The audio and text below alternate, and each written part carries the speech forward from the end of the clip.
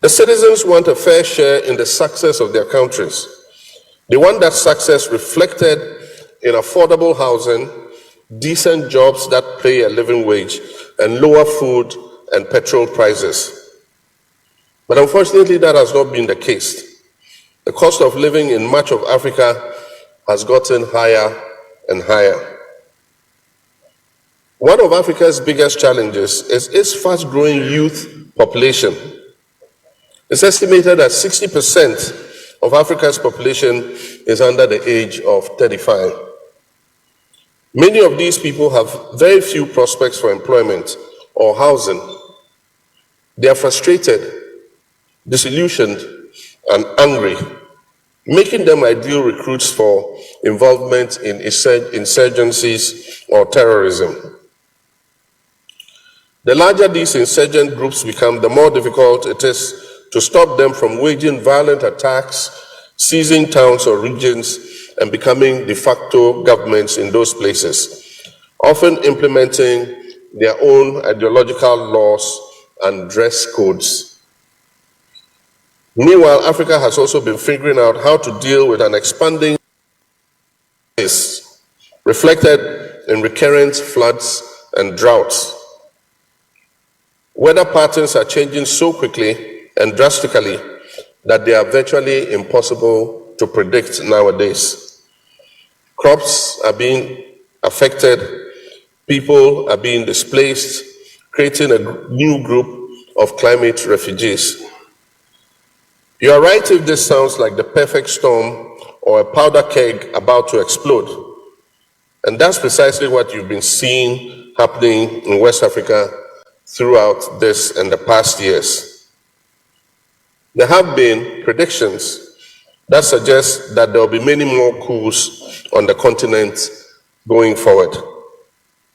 These predictions may prove accurate.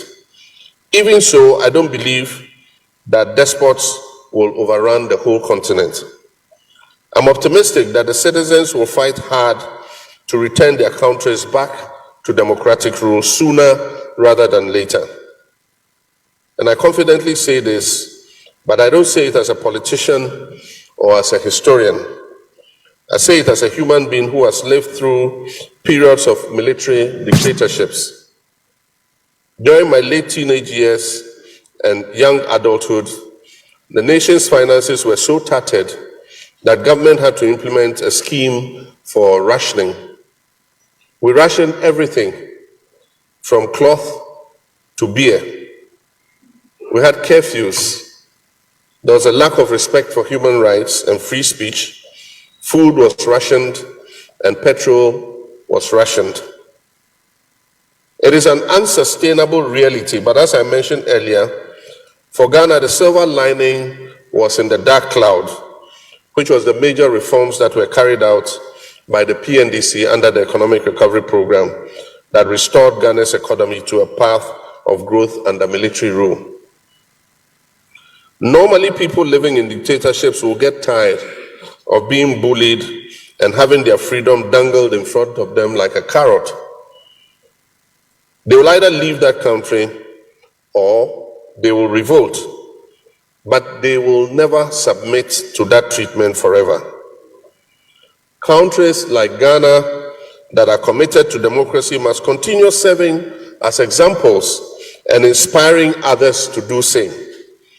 We must continue to permit free speech, even if it is critical of government.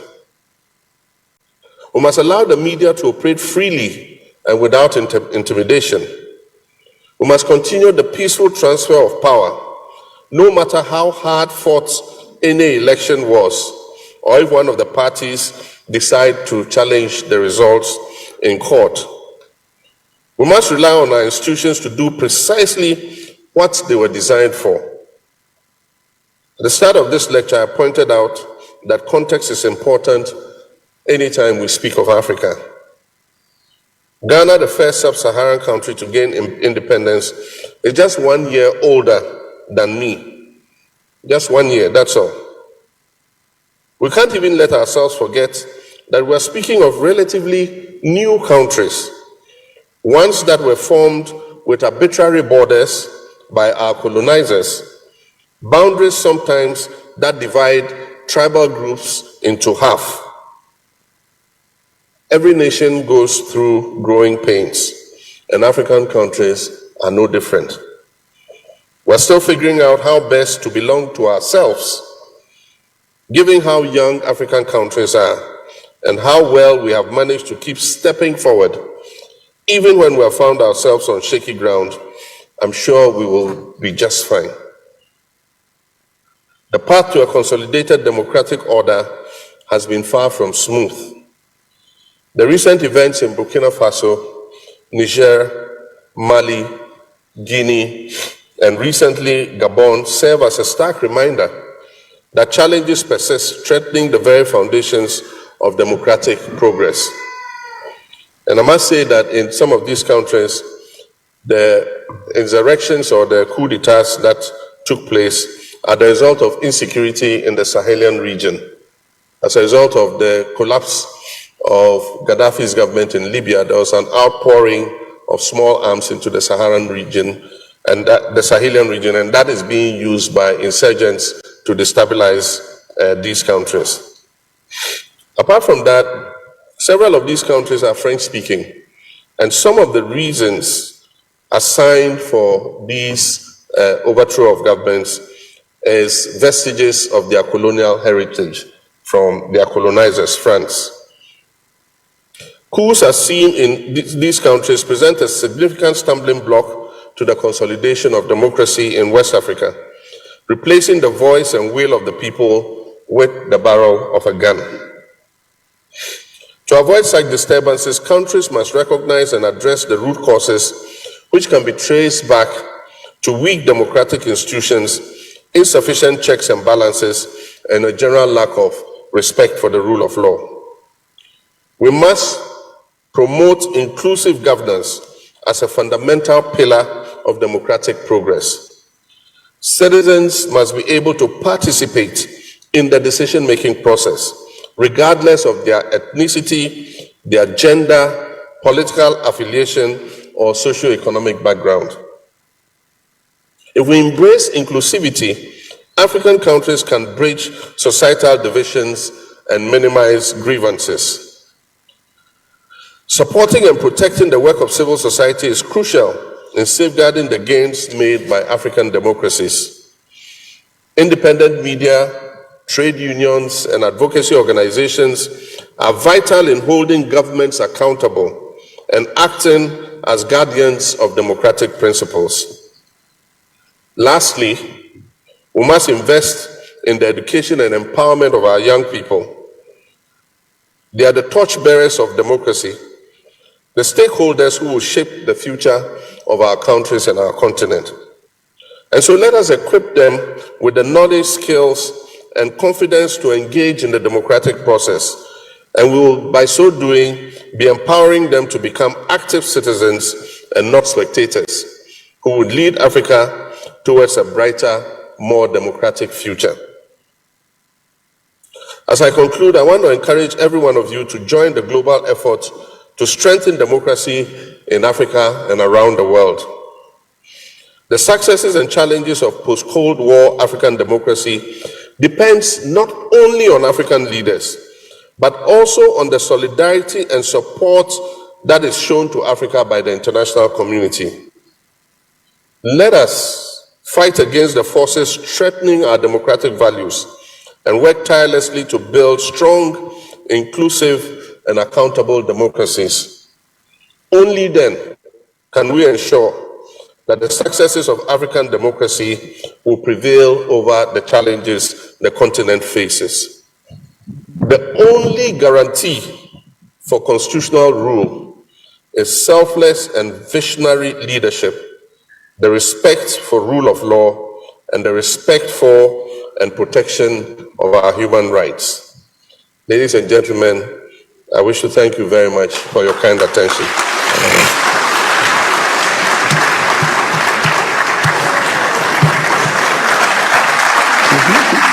Thank you. Okay, cool. Thank you. Okay. All right. So what do I do actually?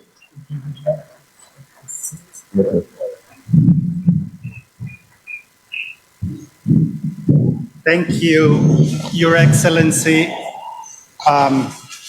His Excellency has kindly agreed to take some questions. I have many. I also grew up in the Global South among coups, large and small, in the 60s and 70s.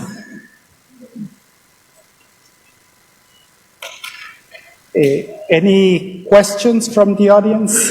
The gentleman here, please.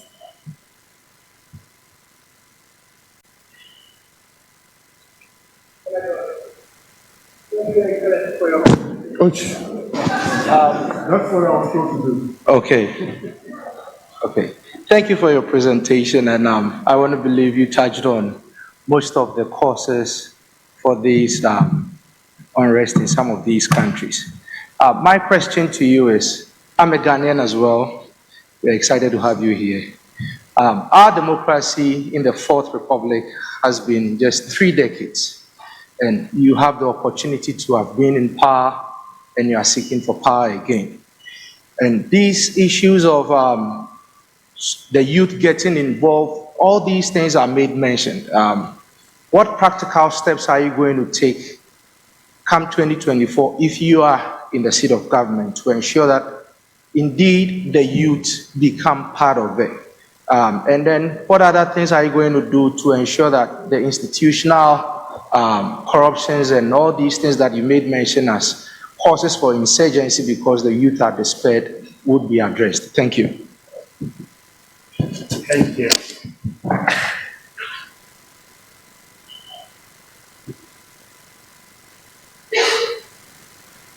Would you like to collect questions first? 3. We'll take about 3 questions at a time.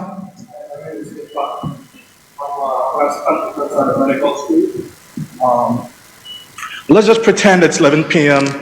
in Pinla in the Upper West region of Ghana, or the village of Hakrika in Abia State in Nigeria, or Kenyawegi in Kisumu district of Kenya, or in Kwamtefwa in South Africa. A woman goes into labor in any of these villages, and I think that this woman will be playing Russian roulette. I think there's data showing that the maternal mortality across Africa is somewhere around 330 per 100,000 live births.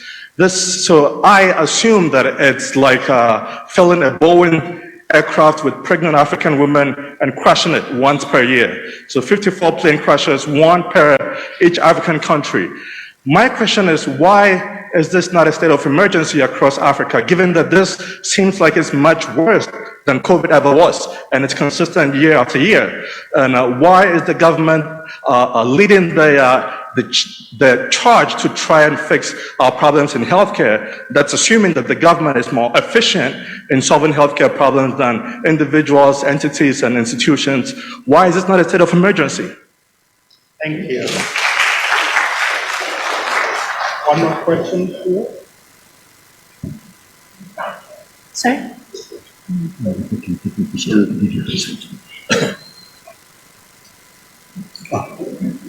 Your Excellency, good evening.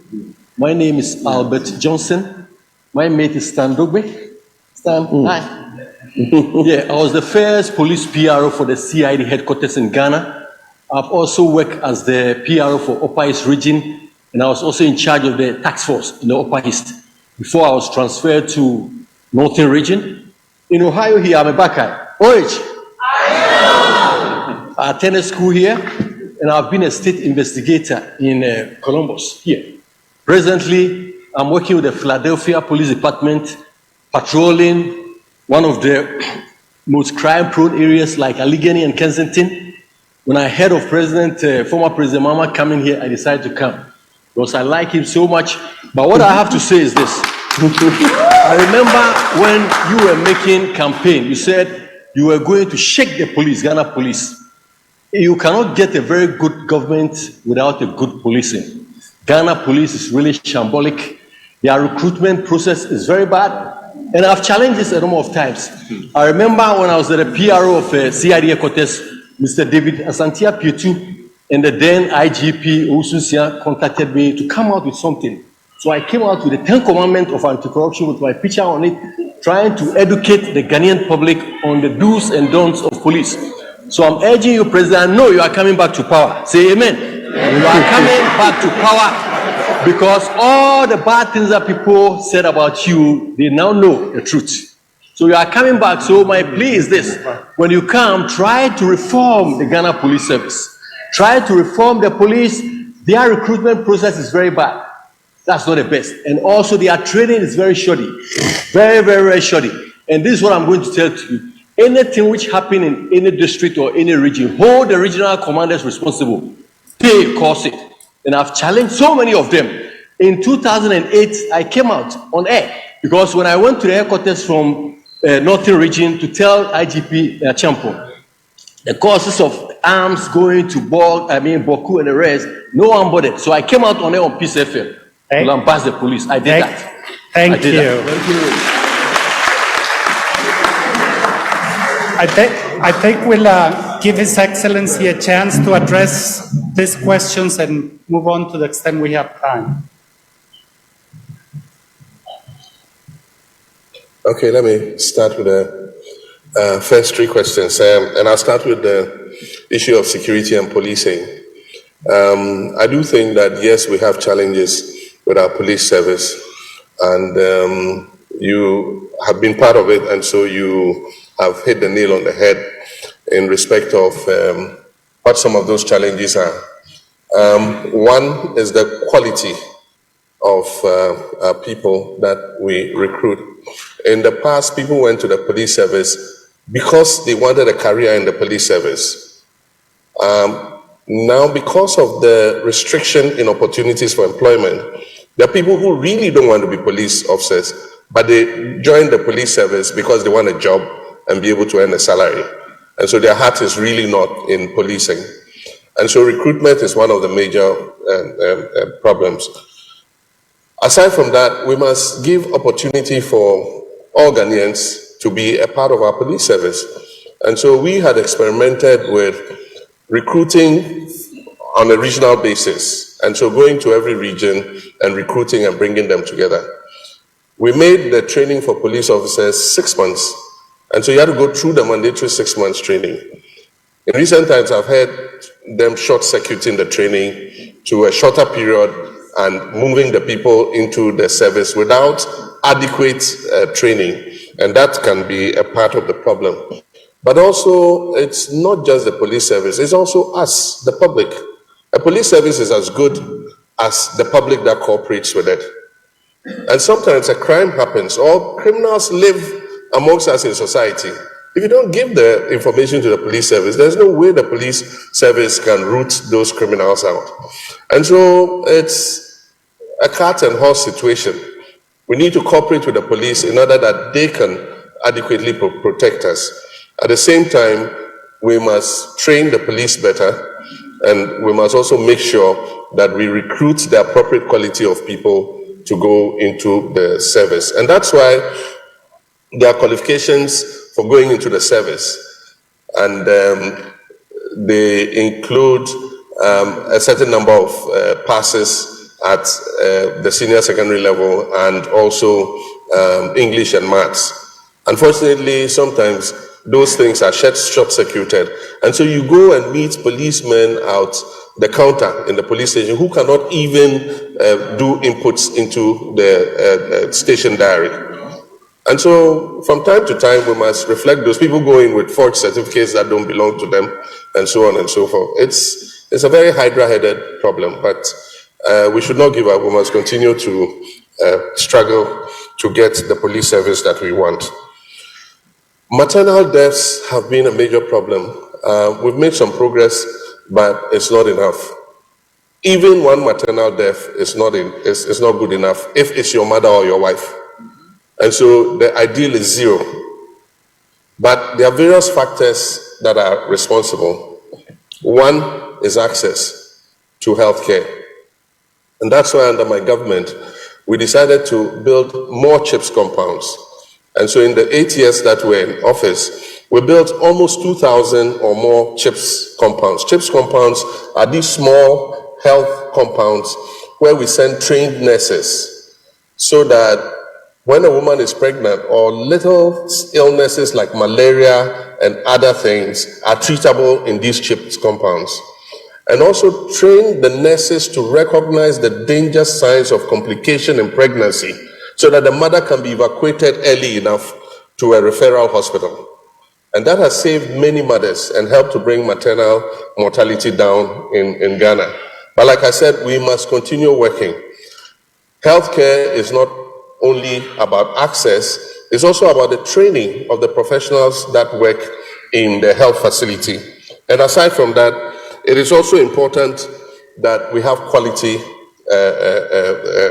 facilities for healthcare.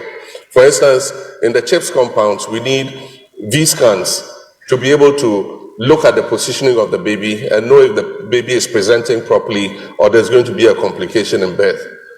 Up to now, there are places where they put that little thing in the ear and put on the stomach to hear the heartbeat of the baby. And so it's modernization.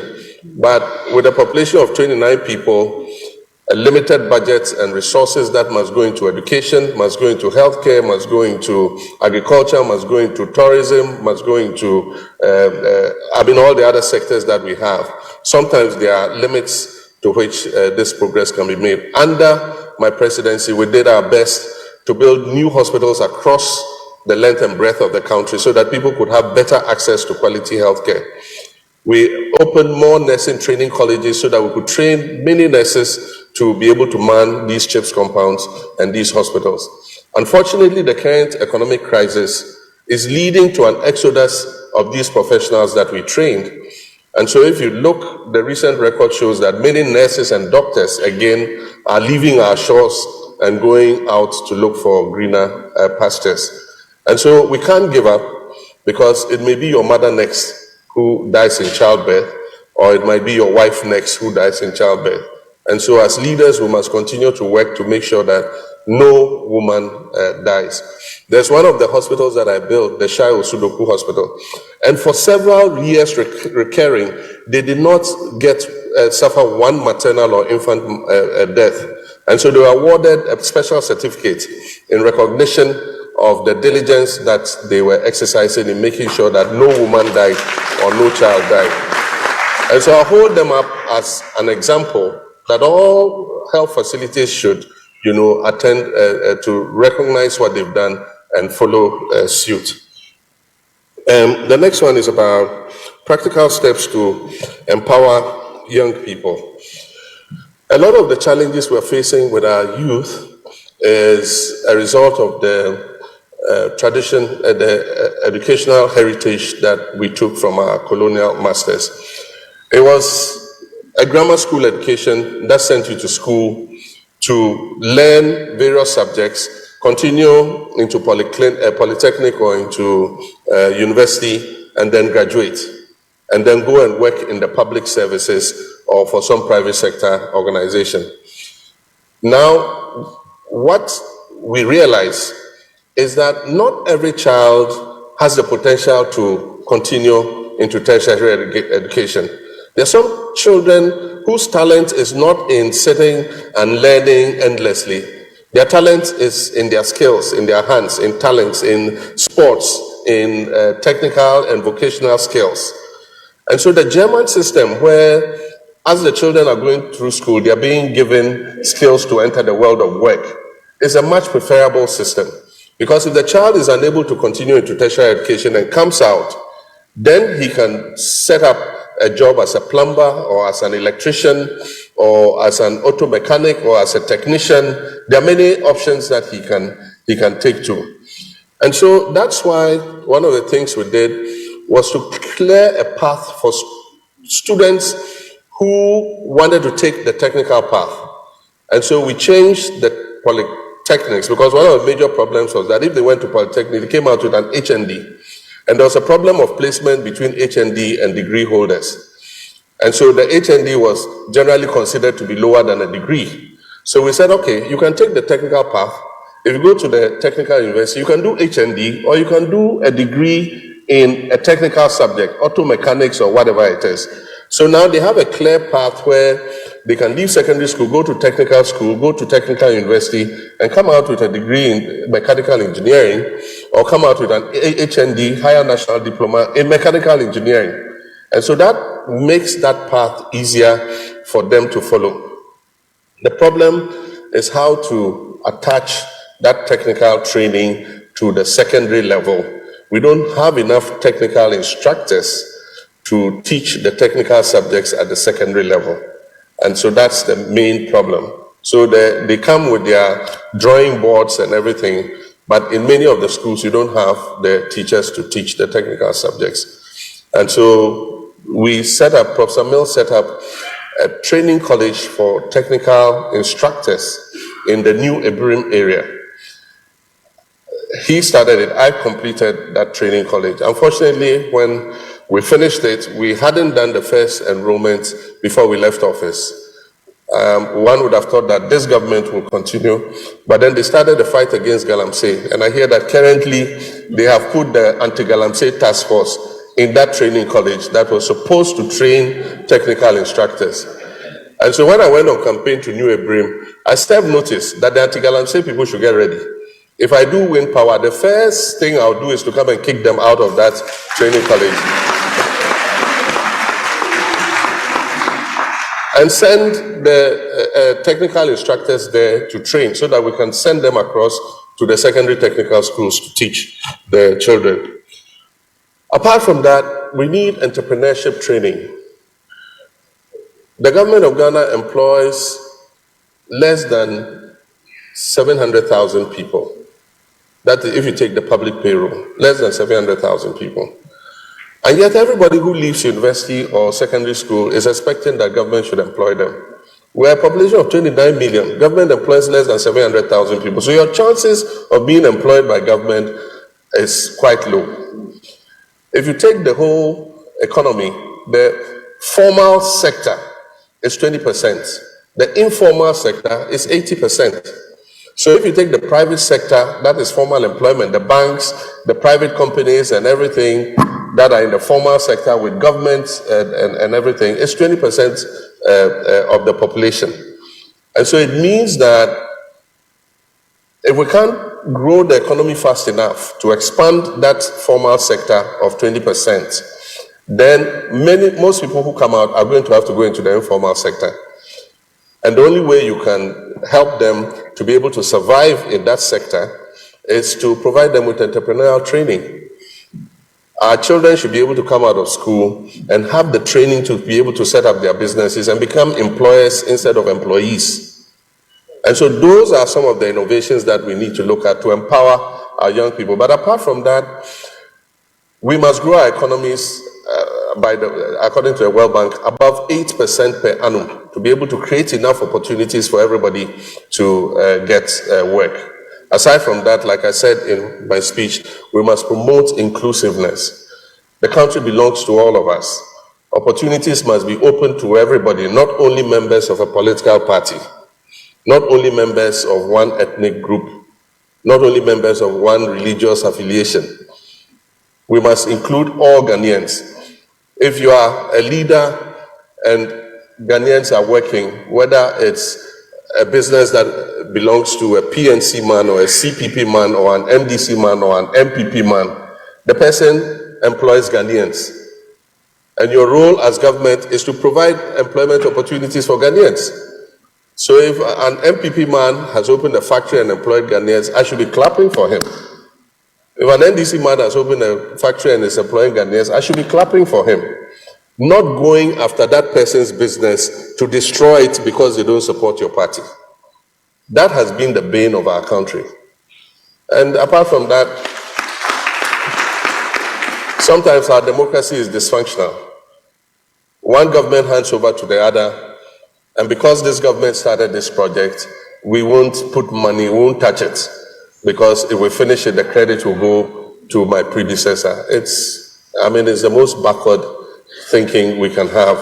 And that's why I've said that I made a suggestion that if we come into office, in the early years, the first 2 years, let's not start any new projects. Let's put all our resources into finishing all the abandoned projects that other governments have left.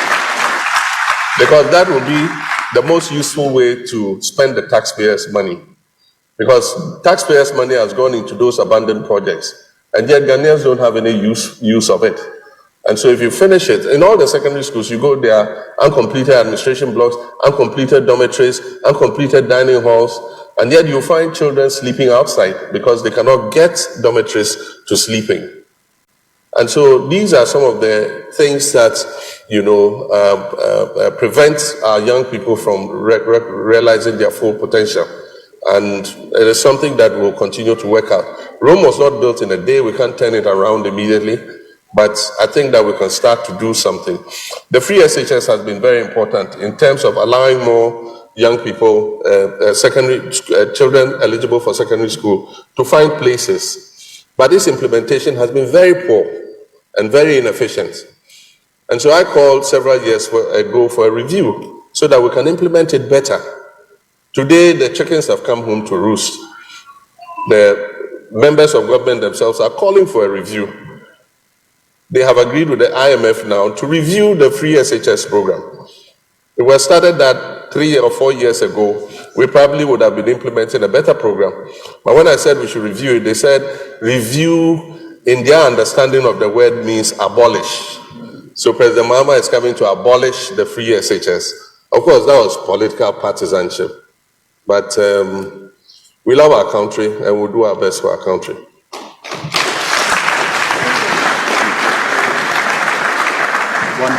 Couple more questions. Yes. Thank you.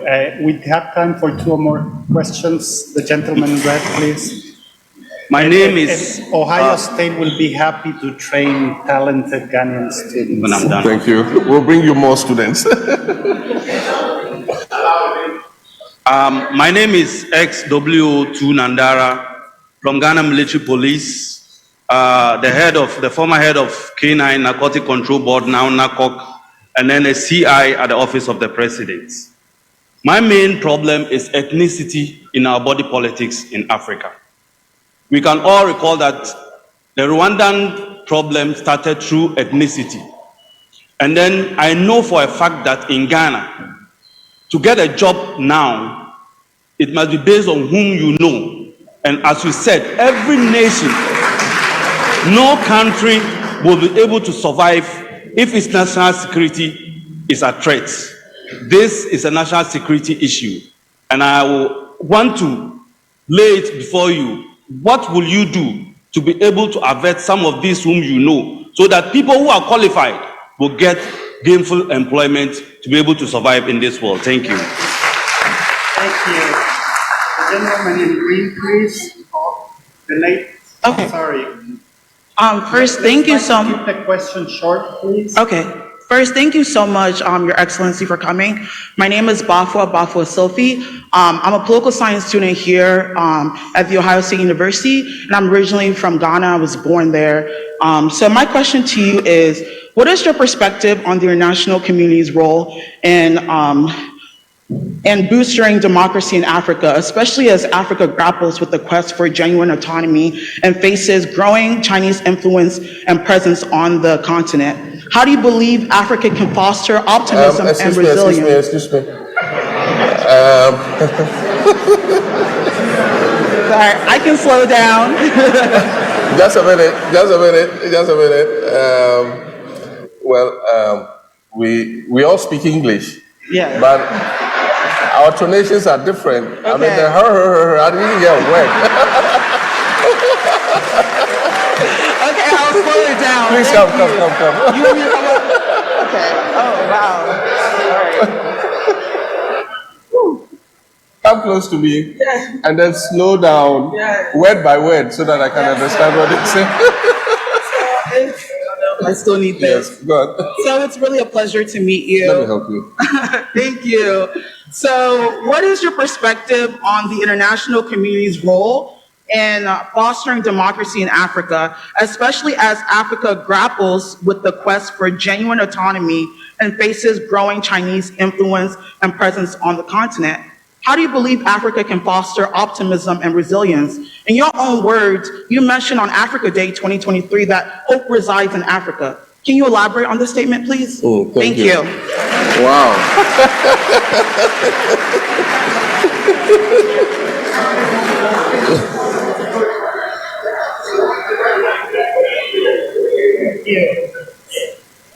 One more.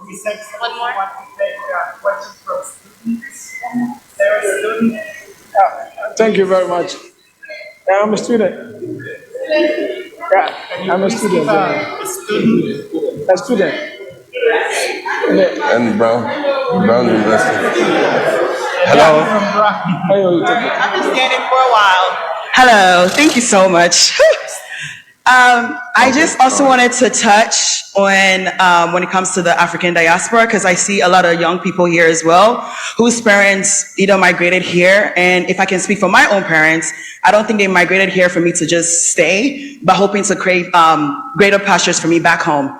Now, I have been to Ghana multiple times, and I know you did mention the case with the police. Been harassed on multiple occasions, that's fine. Also shadowed in a hospital, Ridge Hospital, saw things for myself. And then also in the area of the youth being involved in democracy. Where do we draw the line between patriotism and terrorism? And also, I would love to know... Patriotism and terrorism. terrorism, okay. And also, I would also love to know what you would do different this time. In essence of like, how do we also get involved? Because we also are the future. We are going to be having the torch in our hands. How do we connect those that are also in the diaspora with those that are back home? And if any, those that are also leaving home to come here with no intentions to return, how do we bring them back home? Thank you.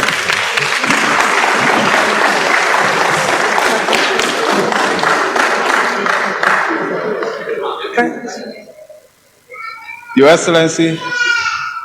I think he wants to address these three questions and maybe Are they if we have three? time, go one more round. Thank you. Okay, just take them. Oh, go ahead, please. Thank you very much.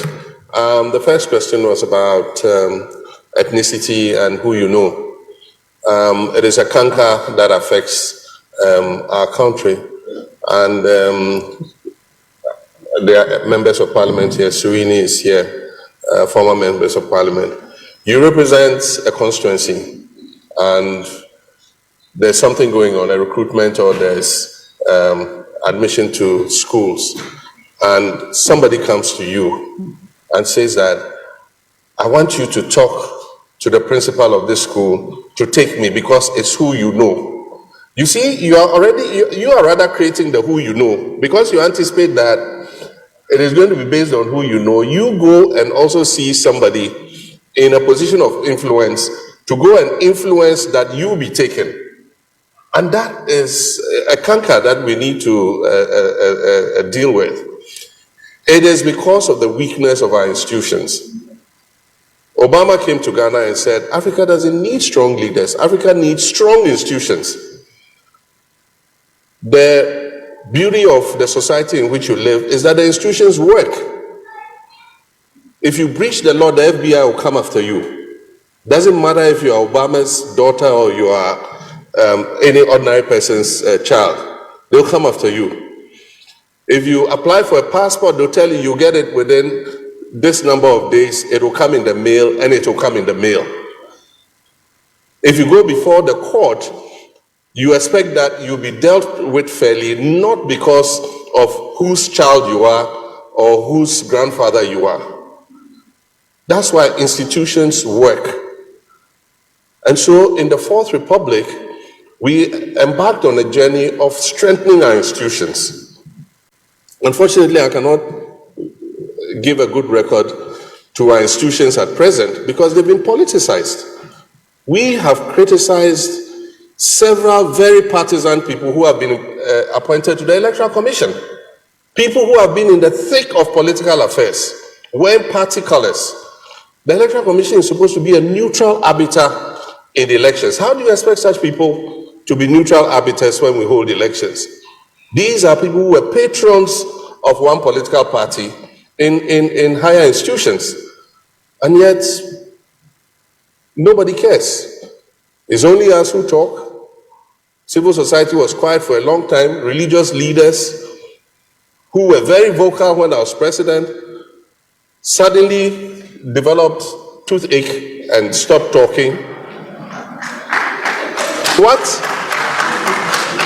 What is right is right. What is wrong is wrong. It doesn't matter who the leader is. And if we love our country, we will continue to say white is white and black is black. It doesn't matter who is in office. Unfortunately, that's not the case in Ghana. When the party we want is in power, we go quiet. When that party is not in power, then we are vocal all over the place. And so we can't build a country like that. I was criticized very aggressively, but I took it in my stride because it's an occupational hazard for a leader. I mean, if you don't want to be criticized, then don't go into leadership. Don't go into politics. You know, those I could respond to, I did. Those I couldn't, I mean, if I wanted to respond to all the things they said, guinea fowls flying to Burkina Faso, I'll go and look for the guinea fowls and come back, Ford bribe, hotel in Dubai and all those things. If you want to focus on even the lies and misinformation that is told about you, you would not have 1 minute to spare solving the problems of the country. And so it's an occupational hazard for us. We need to work to build the institutions.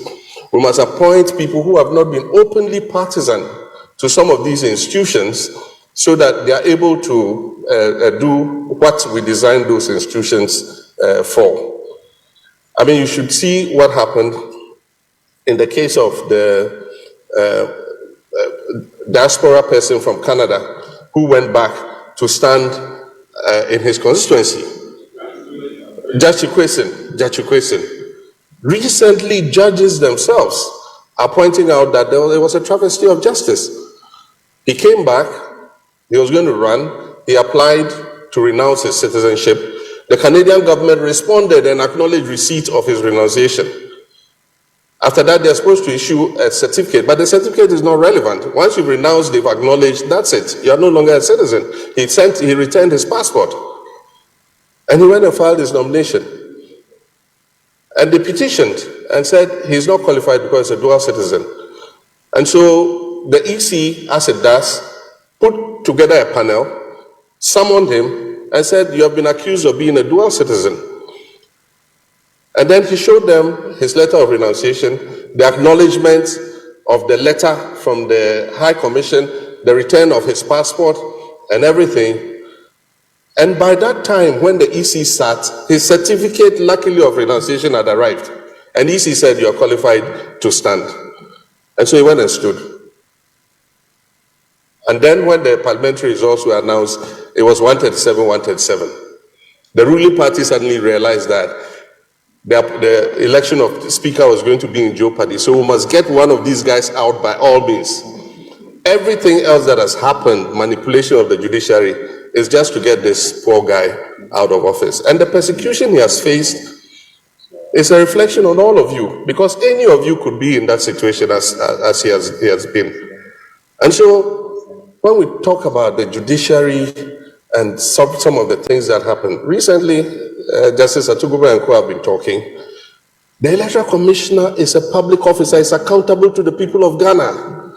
The Electoral Commissioner cannot say, I won't go into the witness box and defend my service. It doesn't happen. They have no business being the Electoral Commissioner. And yet she says she won't go into the box. And you should see Supreme Court judges defending the Electoral Commissioner. You can't have accountable government like that. And so when we talk about the judiciary, it's not because we hate the judiciary, but we want what is right. And so we need to build strong institutions. Africa vis-a-vis the international community. Our first president said, we look neither east nor west, we look forward. East are our friends, west are our friends. I don't think that Africa should be made to choose between east or west. We want to develop our country. As president, if I came to the United States for bilateral cooperation, the United States would help with technical assistance. They will give you support for your health system. They will give you support for water systems. They'll give you support for your education system, help you with books and so on and so forth. But if I want resources to put into infrastructure, to build a railway or to build a road, I won't get it from the United States. I'll get it from China. I'll get it from India. I'll get it from Brazil. And so, who says I should quarrel with China or quarrel with India when I need the resources to build a harbor or a new airport or a railway or a road? I can get that kind of money from those people. So they are all our friends, and Africa must work to its advantage. We want investors from east, from west. Let all of them come. We will not make the enemies of, we will not make somebody's enemies our enemies. We want to be friends with everybody. If you have your enemies, that's your problem. They are not our enemies. And if we have our enemies, we won't force you to be enemies with our enemies. And so we look forward, we don't look east or west. The next government's job is cut out for it. In this country, you said, somebody said it's the economy stupid. In Ghana, is the economy stupid? That is the major issue for any president who will come into office. Stabilizing the economy, restoring it back to a path of growth so that it can create more opportunities for people. So that's the first. But the second is, after the last several years, it is obvious that we need governance reform. We need to look at our constitution again. We need to put in place things that will make it a stronger and a living document to be able to serve our nation for the next 30 years. Because there are many parts of it that we need to look at. We've set up a Constitutional Review Commission. Professor Mills set it up. It presented its report. We wrote a white paper on it. We set up a Constitutional Review Implementation Committee. And then somebody took us to court. That's the beauty of Ghana. And put an injunction on government from continuing with the Constitutional Review. And so we had to wait.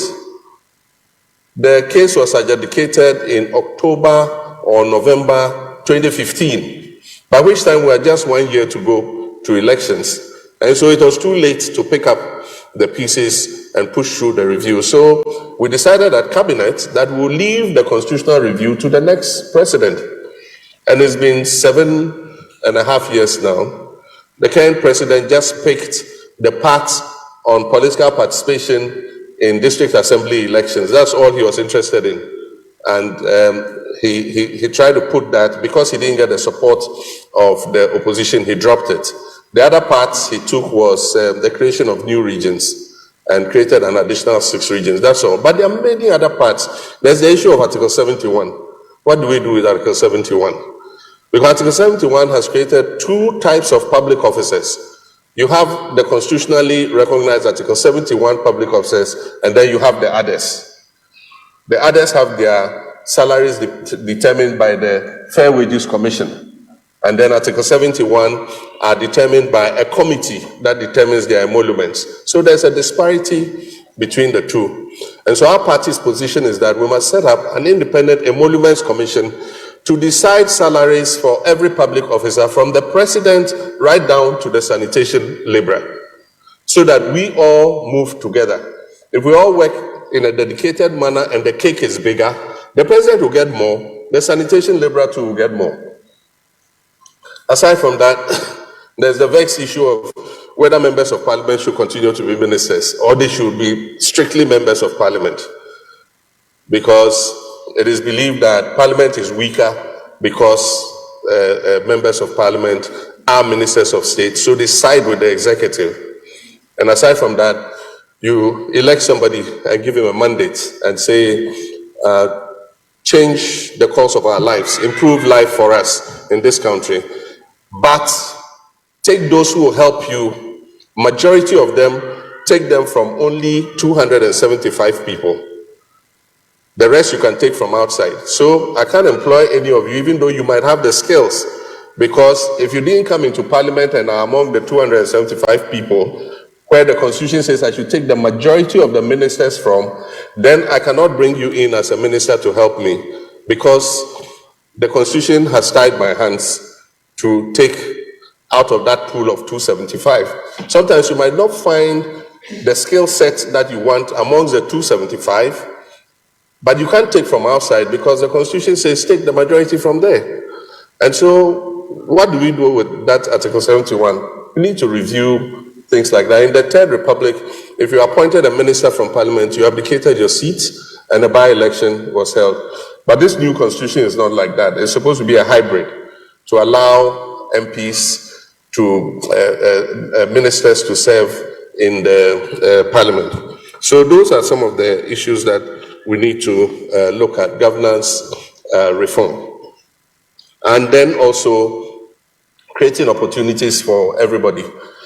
If there's one thing I can say is that I'm not a person who is interested in ethnicity or extreme partisanship. Indeed, that's one of the problems I have in my own party.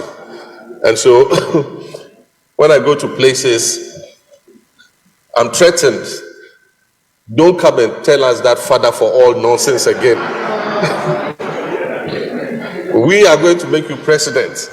You see what MPP has done? When you come, we must also do our own.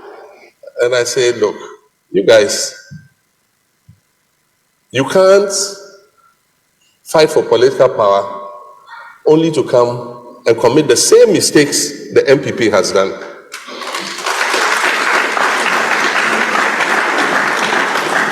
You fight for political power so that you can raise governance to a new level, and everybody will come and raise it to another level. But if you come and you get political power and you want to descend to the level for which you were elected to replace, then you really are not doing service to your country. And so it might not be palatable to listen to, but we must rise to a new standard. And I can assure you, for those of us who are NDC, Ghanaians are not going to give us that opportunity to do what MPP did. You know why Ghanaians are quiet? Because elections are next year. Ghanaians are hungry, they are angry, they are tired. But everybody is quiet because he knows that next year he will have the opportunity to vote. And that's why they are quiet. And so if you come and some of the arrogance and the opulence and things that are displayed, you come and want to do the same, Ghanaians are not going to accept it. And so we'll do our best. Mr. President. Thank you so much. That's okay. We're going to have a few closing words. Okay. That's okay. Thank you. Last one, please. Last I question. think right now, I know we have to move on. That's a difficult job I have as moderator. We'll have a few closing words from our Senior Vice Provost for External Engagement, Dr. Ryan Schmissing, and that will give us a chance to have informal conversation with His Excellency shortly afterwards. Thanks, Fernando, and His Excellency, thank you so very much.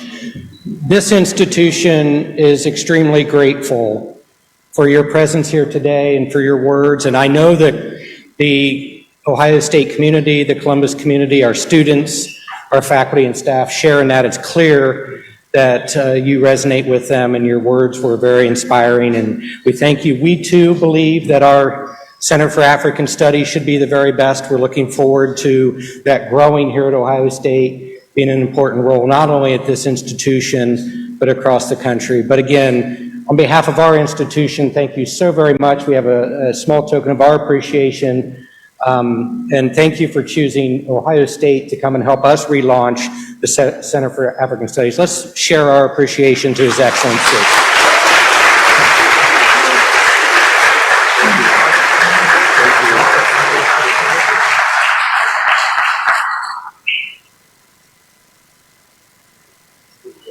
Thank you. Thank you, Ryan. And now, to close the formal part of this event that Dr. Kobo is going to address you briefly.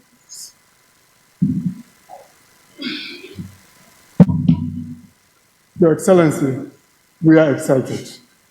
And I'm standing here to give a vote of thanks.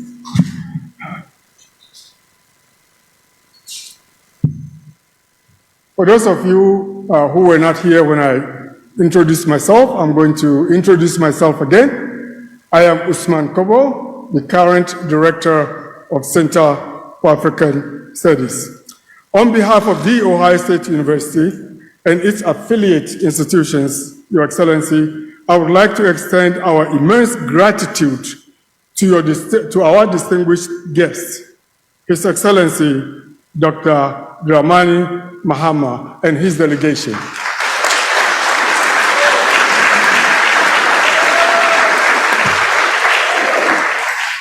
Your Excellency, we do not have enough words to express our gratitude for your willingness to accept our invitation. But we are delighted that your visit has truly turned out to be a historic moment as we had expected. You graciously accepted to usher in the revitalization of the Center for African Studies at The Ohio State University as we move forward toward rebuilding the center into one of the best institutions in the United States. Your message today has enlightened us about Africa and its effort toward sustainable political stability and economic advancement. We are extremely grateful for sharing your knowledge and vast experience with us.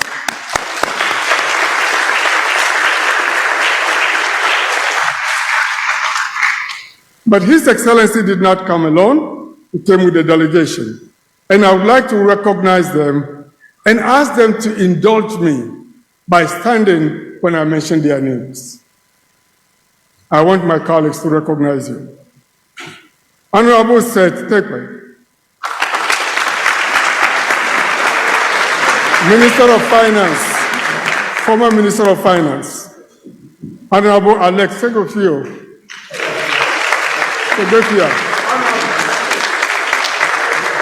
former Minister of Health. Dr. Callistus Mahama, Honorable,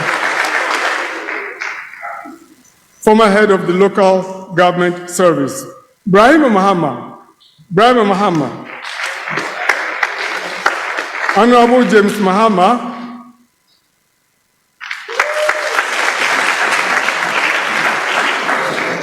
Honorable Madam Grace Mota Bauer,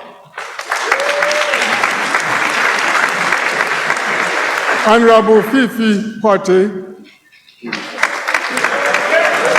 General Secretary NDC,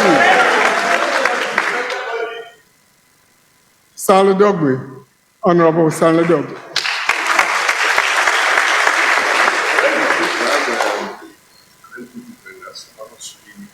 Honorable Sweeney, NPP Tamale North, greatly appreciate you. And then Peter Otopno. Peter Otopno,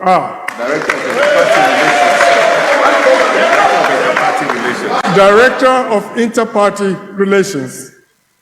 And then Vice Chairman, And Osman Ayarga. Osman Ayarga. A brand new lawyer. I didn't know you were here. You're just called to the back. He's a brand new lawyer. Brand new lawyer, just called to the back. Congratulations. Congratulations. If I forgot to mention anyone's name, it is not out of disrespect. It's part of perhaps my negligence. Forgive me. But our gratitude also goes to others. And here I want to recognize my friend, my colleague, Dr. Alex Abaka, Professor of Finance at the Bentley University. He informed me about the opportunity to invite His Excellency, and I promised him that it will be done.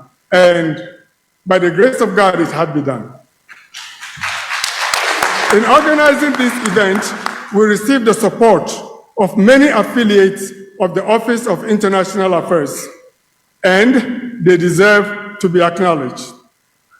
I have in mind the entire staff of the OIA, especially my boss, Dr. Fernando Anzieta, and Dr. Gil Laz, as well as Dr. Ryan Schlesser. Our gratitude also to some of my other colleagues, Danielle White, who did most of the logistical stuff, Dr. Elizabeth Angerman, who tightened all the nooks and hooks of the nebulous protocol issues that I knew nothing about. I would also like to thank Maureen Miller and her staff, who worked so hard to put the communication together. Victor is here. Thank you, Victor. Our affiliate partners who helped in organizing this event include the Merchant Center for Security Studies. Is Ms. Norris here? Please stand and let's recognize you for your generosity. There are other centers, other regional centers have also helped us. My own department, the Department of History, generously helped us, and so is the Department of Political Science. Many others, I cannot mention all of them. And this is particularly one of the few occasions in which an event like this brought together many institutions on the campus to help and make it happen. Let's give all of them a loud applause.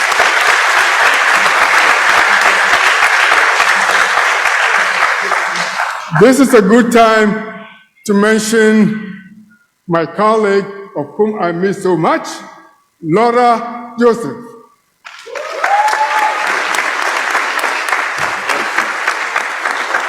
Laura Joseph has served the Center for African Studies for more than 2 decades.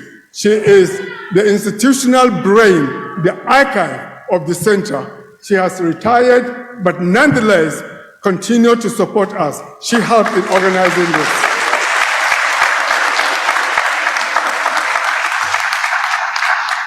Your Excellency, please accept our immense gratitude.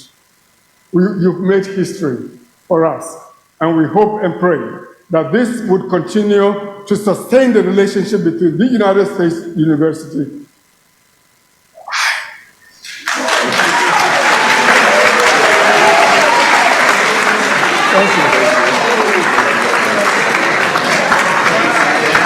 Thank you.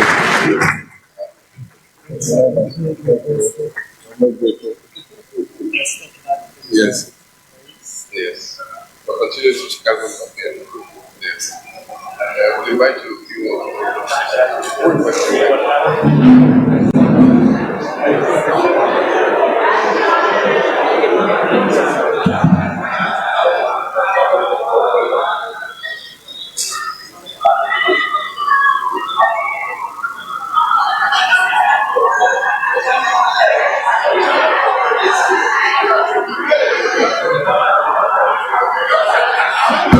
By the way, do not go. We want to have a picture with His Excellency.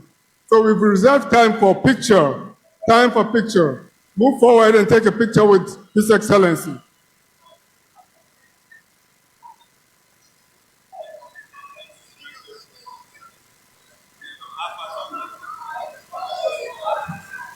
One of the people I need to speak to.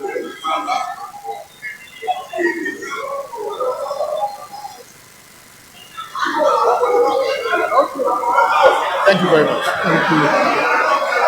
And then present otherwise. Look,